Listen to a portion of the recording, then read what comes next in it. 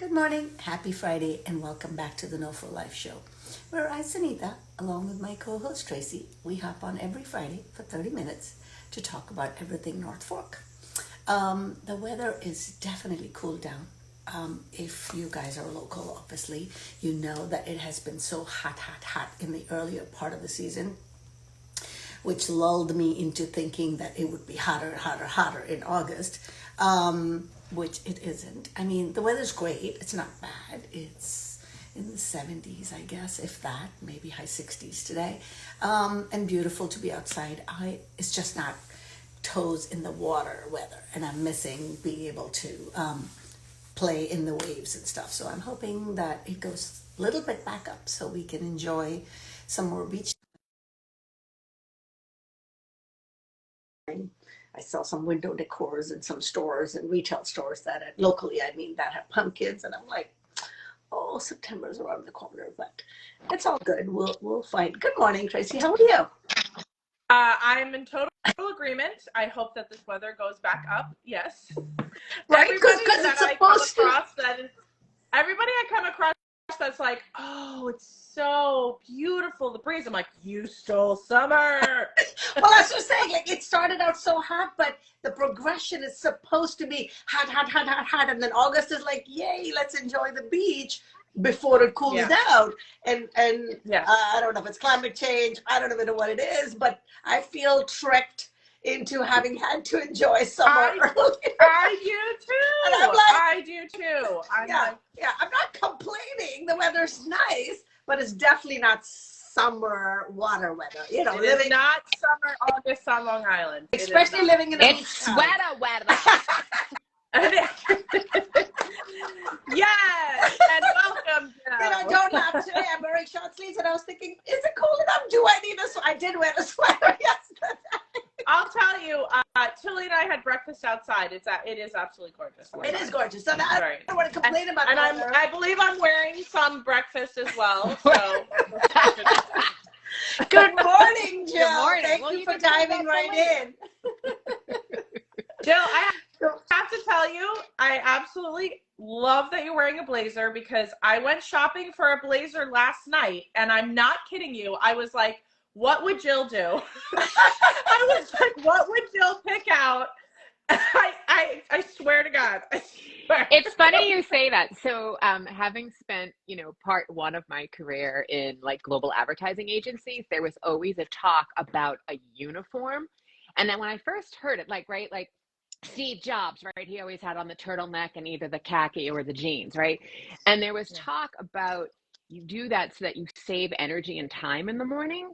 And then people were doing it. They were replicating, meaning they found something they felt good in, they felt comfortable in, and that was their thing, so that their energy went towards, family time, exercise, and then get ready for work. So many years ago, I just kind of did the same thing. I was like, okay, glasses, because I've got probably 10 or 15 pairs of eyeglasses, the jacket, and then it's always cute sneakers, Doc Martens. It's just something that, I don't know, it works. And then I didn't realize it kind of became my brand, and people were like, how many blazers do you have? And I'm like, I guess we'd have to count. Okay, but good to know the fact that you're incorporating the glasses into your outfit, right? Good to know that it doesn't have to be only the Steve Jobs version, because everybody is familiar with that. Because we'd all be like, there's a way to do it that serves you, right? Yeah.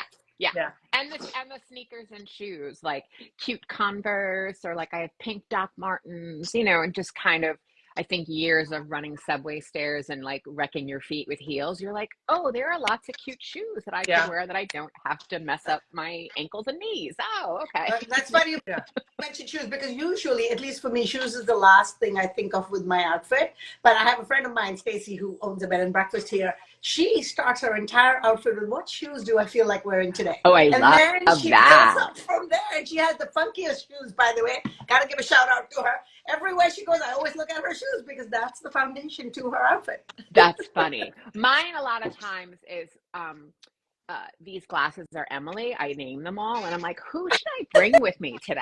I think I should bring I Emily. love that you named them. Love that. Love that. I know That's people name their amazing. pocketbooks. I've never heard of glasses, but okay. Let's rewind a little bit. Let's tell everybody who you are and what you do, Jill. Oh, I see my friend Aunt Palm, Barbara. Shoes is always a first for me. So she's like your friend, Sunita. Who I am and what I do. I am Jill Griffin. I am the host of the Career Refresh podcast. I am also an executive coach and a strategic facilitation leader. So what does that mean?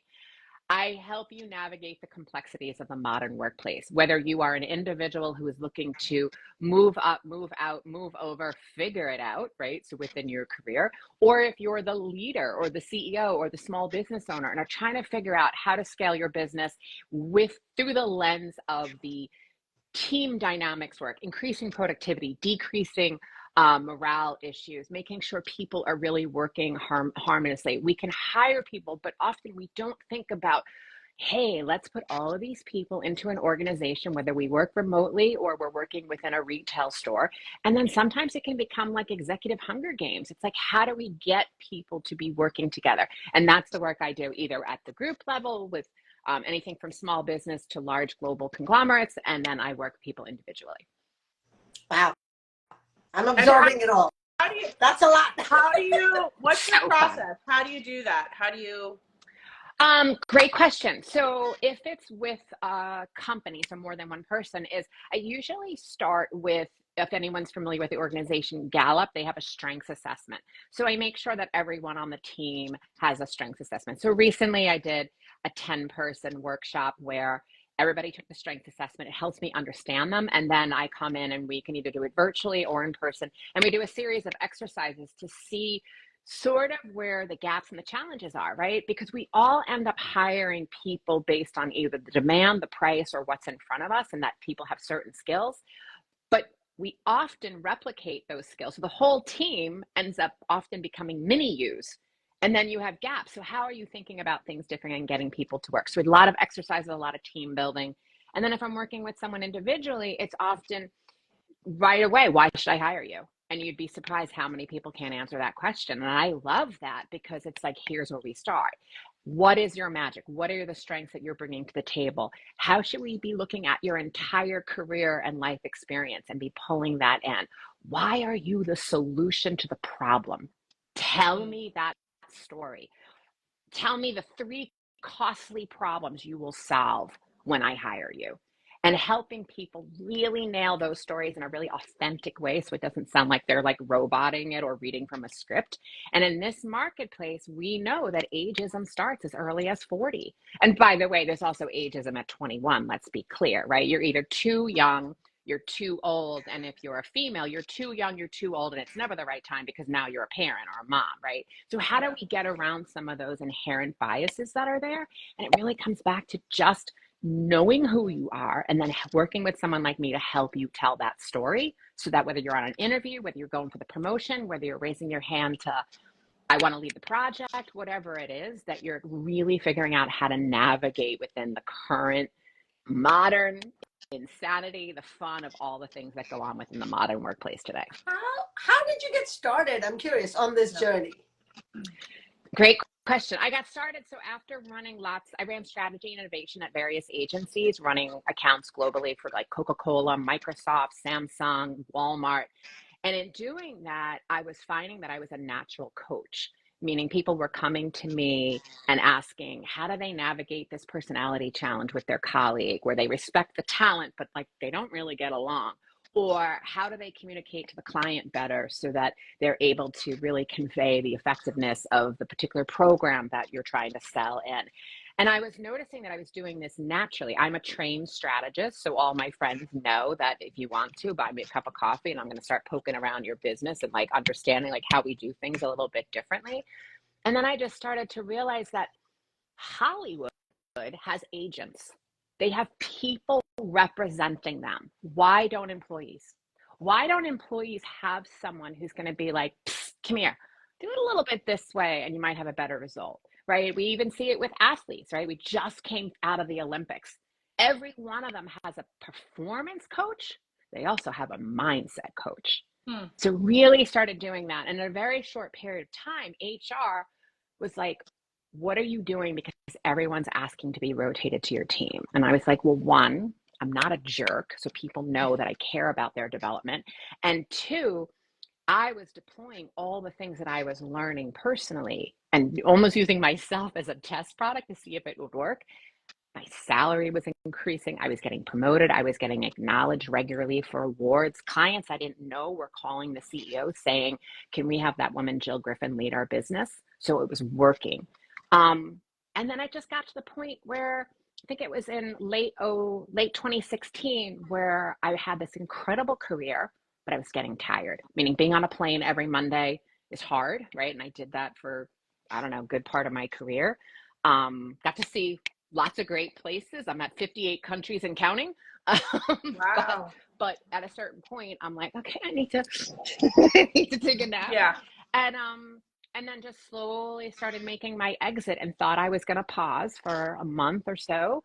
Been living out here on and off in different capacities since the early 2000s. I'm originally from Long Island, and just thought I was going to take a nap for about a month. And I'll never forget, I was walking out of the office. I was about to get into the subway. I got a phone call. I was like, I'm jumping into the subway. Let's talk tomorrow morning. We ended up meeting the next day. And by 9:39 a.m., I had signed my first client. And I was like, I guess I'm not taking time. Wait, so And wait, your plan was to take the nap and the pause and then figure out how you were going to launch your own thing, but it just got shortened. Yeah. Okay. And I knew I was going to launch within strategy because, again, I'm a strategist, so why not apply it to your career? I knew that I was going to be around strategy. I can't not be a strategist. It might be annoying to friends and family, but I'm always thinking and tinkering and wondering. But I just decided that, the work I do today is like ministry work to me. Just this week, I had a client who secured a multi-six-figure salary with an enormous back end, meaning like the stocks and the bonus. And he had been unemployed for over a year. And then we laughed that I more than paid for myself that for an ROI. And, another client left me a message yesterday just saying that I've literally changed her life. And I'll rephrase that by saying I didn't change her life. She changed her life. I just held her hand and guided her and showed her what to do. Same thing, has been unemployed for 7 months at a senior level, was trying to get back in. And again, there's so many reasons to eliminate a candidate over 40. So we're going to take those off the table and make sure that we are able to help people show up in all of their magic so that people are like, this person, I want them on my team. Do you have a process where you decide if you're going to take on a client? Like, have you ever encountered someone where you think I can't help them because they don't have the skills to get the job that they want? Or, do you encounter that? It's never about skills because we can teach. It's about being open and coachable, right? I call it learned helplessness. It's not going to work because I just know it's not going to work. That's not my person. If you come in and you're like, I trust you, I'm a little bit nervous, I might want to vomit, I don't know what this is about, I got you, let's go. Yeah. Really there's a readiness factor a little bit too, I guess. You have to be ready and willing to, or like you said, open to see what other possibilities exist, because obviously the way you've been doing it hasn't been serving you more. And there isn't, it's a great point to know, there's not a one size fit all. We have to find the way for your personality that it is going to show up authentic. What are your strengths? What are your values? If you are in a values violation with your company, it doesn't mean you need to quit. But if you are in a values violation, and meaning I feel, here's an example. I value innovation and strategy. I don't care if my colleague values innovation and strategy. They do their work, I do my work. But if my boss does not value innovation and strategy, then every single time I come with a new approach to a challenge or how I want to go about something, it's going to be an answer of, yeah, that's great, Jill, just do it the way we always do it. And that's a values violation. So it's understanding what's important to you and at what level of reciprocity. And then how do you shape the questions you need to ask, whether you're getting rotated or promoted internally, whether you're taking on, within a small business as a small team, the chemistry is even more important if you're in a 3 or 5 person team where we need to be able to ask the questions. And again, it doesn't mean it's a deal breaker. You're going to have to manage your mind either way and manage your behavior either way. Are you going to manage it in the fight, or are you going to manage it in the elevation of what you want to do next? So I know we're all a part of the web group. There's a lot of small business owners or people who want to start a small business. And the 2 examples you gave us were people who were looking to be hired by, large companies. What do you help people who have their own business as well? Yeah. Yes. So a recent example was working with, again, it's confidential unless they decide to come forward, but a small business out here. They have about five employees, 1 part-timer, so 5.5, we'll call it. And they were really thinking about how can they scale, and they were noticing that the team wasn't connecting in ways, both from a productivity standpoint, and the same people were doing the same things, and that there were things that weren't getting done. And when we looked and we did a strength assessment on everyone, we found out that everybody was a mini carbon copy of the leader. And then the one person who didn't was the person who was like the friend of someone who brought in. So it means that we just need to think differently. How are we rotating the skills? How are we cross-training? When we go to hire the next person, how are we thinking, wait a second, we have a lot of people who are great at executing, but nobody who's thinking through the customer experience in the store. How are we going to pause for a second and think that through? That's a skill set. It is not any better or more important than the executors, the doers. But if you don't have strategy and you're only executing, you're rudderless. If you only have executors, right? It's vice versa. I said it backwards, but basically you need both sides of it. You need to make sure that you're filling that. So in that work, we set them up for a plan of how they're cross-training. They're going to pause and do that for a while. And then second half of this year, they're looking to hire 1 or 2 more people. And they're going to use this framework to see how are they asking questions in the interviewing process to suss out the skills that they don't currently have on the team, because that's the way you have to scale. You have to do what you're not doing in order to get what you want. Yeah. So you mentioned that you were headed out here for a nap, and it ended up going right into a client. But how did you end up here pretty much full time?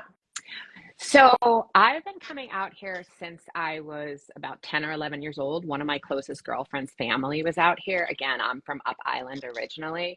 So I was always coming out here in the summers. And then everybody was getting homes in the Hamptons renting. And in my early 20s, we were like, no, let's go to the North Fork. The only place to go was the Broken Down Belize in Mattatuck, just FYI. And then you have, like these 4 girls who are very excitable from New York City coming in. And sorry, everyone. And then little by little, my husband and I have a small home in New York City, and we decided that we were going to keep that. It's a studio apartment. It's perfect. We were going to keep that, but that we wanted our main home and that we could replicate the lifestyle that we wanted out here on the North Fork. So started coming out here, I would say more in the part-time in the early 2000s. And then by, I think 2011 was when we bought the first time, and have been living out here. And then eventually when I left corporate in late 16, early 17, I've been full-time. So by the time COVID came around, I was like, thank God y'all are getting here, because I was waiting for you. And I mean, there's definitely been a shift between the off-season life on the North Fork pre-COVID and post-COVID. So yes, that part is good. Is the Broken Down Belize still open? Oh yes, I think so. I haven't been, but I think it is. Oh. It is. I've never walked. Mattatuck. I've driven past it. I've seen. I mean, I don't think you can tell from the outside if it's open or closed. But I've never been inside. But maybe it's worth going back to reminisce about. I will also say Claudio's was open, and And those would be the two anchors. So depending on whether we were renting in Mattatuck or Cutchogue or South Hole, like it depended on where in those early summers we would go. But yes. So I want to take a minute to talk about your podcast. I love the name, The Career Refresh, because it totally explains what it is. So talk to us a little bit about the podcast, how that came about, and where you host it, and all of that good stuff. It came about, so working in advertising, I feel like it's a little bit of a cheat where I was an executive producer of multiple pieces of content that you would call a commercial or like a short spot, right? So I come from storytelling and content creation, so that made it a little bit easier. And I was just looking at a lot of people were posting or buying Facebook ads. If that's your jam, there's nothing wrong with that. But I didn't feel like that was authentically a way for me to connect with people. So I started writing content, long form, and putting it onto LinkedIn regularly and just sharing vulnerably and openly about, I see you, I get you, I understand you, I can help you. And also sharing my failures. Like I used to think failures was something to like hide in the back of the closet about. And now I'm kind of like, whatever, okay, it doesn't work that way. How else are we going to try it? And I think just that openness, I mean, I've had some former colleagues say like, oh, you're an overnight success. And while I appreciate that compliment, it was 30 years of excellence in corporate, building a reputation, building a network, and building a name that when I decided to make the pivot, I had already had the trust factor. So that when I started putting out different content, people, because of the things I often write about, people won't publicly comment because their boss or their colleagues might see it. Or if you're the business owner, you don't want your staff to know that you're like a little stressed out and nervous and you don't know the next step. People would then slip into my DMs or they would write me and say like, I feel like you're reading my diary. Like, how did you know this? So that then became an obvious thing where the written word is a beautiful way to connect, but maybe I should go a step further.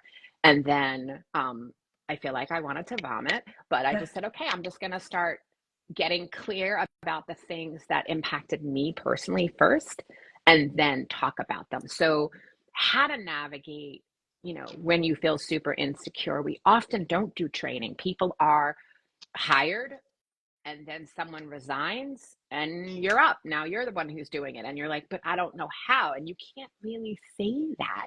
So I often call myself the career consigliere. I'm a huge Godfather fan. And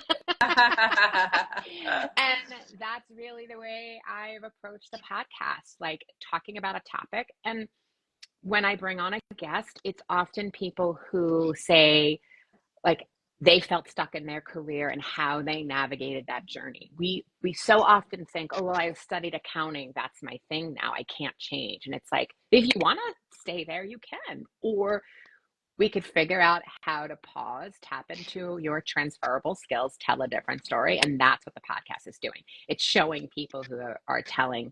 I mean, I've had professional hockey players. I have a client right now who's a retired NBA player who now works in tech in another country. So how they transferred the skills from collaboration and teamwork into, and clearly mindset work too, if you're playing at that level of excellence at the NBA, and then now, you know, works in another country and is, but found me from the podcast. So it's a really great way of continuing to connect. And then I'm also honored where it's award winning, where just a couple of months ago, I was acknowledged as a 2024 Woman of Distinction by New York State, received a citation for my contribution in media and the podcast. Wow. And That's yeah, awesome. it was really humbling. And our local Congress, it's assembly in New York, but our local assemblywoman, Jolie Giglio, gave me the award. And they just kept saying, this is happening in Riverhead? I was like, it's happening in Riverhead. Really That's awesome. so cool. You know, Tracy, you brought up the web group before, and on a micro level, so much of those transferable skills conversation happens in every meeting, because most people on the North Fork, especially the ones that are moving now or post-COVID, have come from someplace else, and the jobs and careers that you had someplace else, especially in the city, aren't readily available here, right? Yeah. So there's always a lot of conversation of, okay, I'm a recovering lawyer, Yeah. or I'm a, you know, Yeah. and I just love those conversations, or just leaning into how other people have been able to make that shift, or even just ask the questions of, okay, I have the accounting degree, but what do I want to do in my life now? Yeah. You know, so it's great that you have this conversation where people can listen in and be inspired to figure out their own next chapter. Yeah, and getting really clear. Like, one of the things that I do with one-on-one clients is we videotape the interviewing style. Like, I interview them as if I'm the hiring manager. And I don't even have to say anything half the time. Once they watch it back, they're like, oh. Really? Yeah. And it's just because the style, we are in an impact-driven marketplace. So whether you're standing at a web meeting and you've got 30 seconds to say who you are and what you do, or whether you're in an interview where the person has come 5 minutes late and is leaving by 28 after the hour because they've got to go to their next meeting and you have to catch my attention. It's how are you telling the story as fast as possible that doesn't, you're not racing, but that you're saying, you know, hey, Jill, what do you do? I help leaders navigate the complexities of the workplace. Oh, tell me more, right? Simple, clear. Like, that's, I think, a lot of the practice that when we go to web, each month when we do that, everyone is getting practice and telling that story. And then as we come together and network within that, you're getting feedback and thinking of, oh, she didn't really understand. Okay, let me tweak my story. It's great practice in like the most loving community possible to try it. It's so funny that we're talking about this because since COVID, because I had what my career was stripped away during that time, I had to kind of like figure out who am I without being an event producer. And what's been strange for me is that because I had a taste of that, now I'm still an event producer, and that's where I make my money. And of course, being a single mom, I need that income revenue. But like, there's a part of me that's like, is it time to start to, so when we go around that circle, I'm like, I don't even know what to say. I have to say, yeah, but I think, Tracy, the point is you open the door to what else you can be, and I don't think you're willing to shut that. You know, no, you may not be walking through it fully, but and I shouldn't say door. I should say doors because you have a lot of doors and windows into many in the hallway, and there's like so many doors around. I mean, you barely even ever talk about your role as NOFO Live, right? Because you have so many other roles, and people see you on camera and assume like NOFO Live is your thing, but it's such a small window in so many other things that you do. Yeah. I also think for everyone, whether it's the safe, warm community that we've created out here on the North Fork through web, whether it's a networking event in another area, your ability to translate, I see you, I get you, I can help you, meaning I'm not talking about myself. I'm listening and asking you questions. So I see you. I see that you are a solo parent and you're trying to, run the various businesses while also consistently showing up in excellence for your daughter, right? So I see you, right? That first understanding. I get you. I get your personality. I get what your goals are, or what your dream is, or what the challenge or the struggle might be. And then making sure that you know that I can help you. If you take that formula, I see you, I get you, I can help you, and translate that into your own world, you would be surprised at how much more of an effective speaker you will be, whether it's in an interview, a networking event, at the local five and dime. It doesn't matter where it is, but it's that effectiveness. I'm so glad we're recording this because I don't have a little notepad to write that down. But I have my come back. You also know where to find me. Yeah. We can talk after. Yes, I do. Yes, I do. Well, it's been so wonderful talking to you that we've already passed the time that we're supposed to do NOFO Live 5, but we'll run through it real quick. So, Jill, if you were going to take Sunita and I out to lunch or dinner, where would you choose to take us? So I'm gonna say it depends on where I am. So if we're a little bit up island, closer to Riverhead, I'm taking you to Haiku for sushi. If we're I love it. Love Haiku it. is awesome. If we're closer to Greenport, we're going to First and South. I love that too. Great. I was really secretly hoping you would say Broken Down Belize because I need to make it there. But maybe it's in the middle, so maybe we can I feel like we should actually meet there now. Yeah, I totally need to get that. Okay. Sunrise, sunset, what are you catching and what's your jam and where? Sunset, Reed's Beach. Okay. Pretty, Yep. very pretty. Brewery, vineyard, cocktail, mocktail at the Broken Down Belize. Where will I got all of it. Brewery would be our friends over at Greenport Harbor Brewery. Farm stand would be Wowak in Mattatuck, which I love. It's on Main Road. Mocktail, back to First and South. Their Ginger Dream mocktail, so good. If you like pineapple and ginger and those flavors, I highly recommend you'd get that at First and South. Tracy, that's calling your name. I mean, it's calling my name. I know. Yeah. So yummy. When you go to Wowak, what's your what is your main thing that you go there for? So we go throughout the year. We were talking about there's a cucumber ferry where I wake up every morning and I know who it is now, but there's always cucumbers on my ferry. I think you said ferry. I was like, you get on a cucumber and you go give me your badge. No. So wait, somebody leaves you cucumbers on your porch? I figured out who it is. Aww. He has a couple of community garden plots and he leaves us, his extra tomatoes and cucumbers. So it's a long way of saying I love those. I don't need those right now. So when I go to Wowak, it's more of the, we're starting to go into the harvest season of the squashes, and their broccoli and their cauliflower is some of the most gorgeous things you've ever seen. Wow, really? Full gorgeous heads.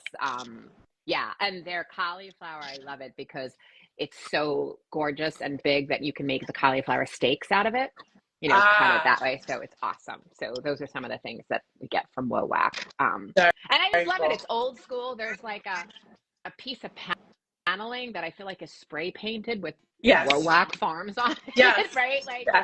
It's awesome. It's old school, Well, they're also on the back of a little tractor trailer thing, right? I don't go often because it's a little far away, but I know at night they just drive it in and then in the morning they pull it out. Yep. I'm like, awesome. It can't be anything more simpler than that. Awesome. Yeah. I feel like I'm always driving by too fast. That I'm like, oh, geez. Yeah. Well, Jill, thank you so much for being on today. It's very obvious just from this conversation that you bring so much to our community, but tell us why you love being a part of the North Fork community. I think it's just that it's such a deep roots community. Having grown up island, it's coming home in a way. There's just such a rich salt of the earth type of people that you meet out here. We look out for each other. I've had some pretty special things where neighbors and things have done things for me en masse, and I feel like vice versa. And also I think the community that, Melinda Morris has created within Web is such a beautiful community where I feel like anybody in that room would be willing to talk it out with you and figure it out and help. And it's just really, it's really special. And I really feel lucky that we all kind of found each other and gravitated towards each other. Same. Thank you, Jill, so much. This was such a valuable conversation. And like Tracy said, I'm definitely going to go back and re-watch it myself. I think you dropped so many valuable nuggets, that people can expand upon and marinate and hopefully, figure out what they want next, or even better, reach out to you and you can help them figure out what they want next and how to get it. Yes. Wonderful. Thank you. All right, Have my a great friends. weekend, everybody. Thanks for having me. Bye. Nice to see you, Jill.